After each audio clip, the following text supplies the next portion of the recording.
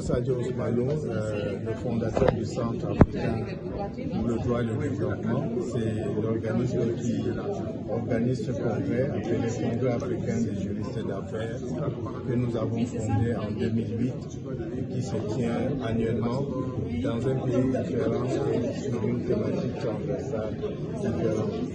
C'est la deuxième fois que nous revenons d'ailleurs au Dakar parce que nous étions déjà là en 2008. J'ai rédigé un ouvrage, un livre qui est en fait un essai sur la thématique de l'obligation des jugés afin de voir dans quelle mesure le juge judiciaire, mais aussi l'arbitre, est tenu de rendre justice quand il est saisi par un citoyen ou une entreprise. L'obligation des jugeurs relève d'ailleurs des questions qui sont régies par le Code civil, qui sont régies par le Code de procédure civile et même par le Code pénal, parce que le fait de refuser de juger pour le juge quand il est saisi constitue une infraction qu'on appelle le déni de justice et une procédure de prise à partie contre lui qui peut aller jusqu'à la mise en jeu de la responsabilité de l'État dont le juge n'est qu'un agent.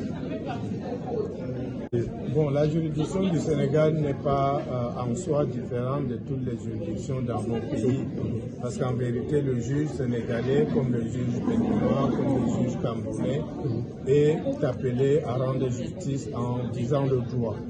C'est la vocation première du juge.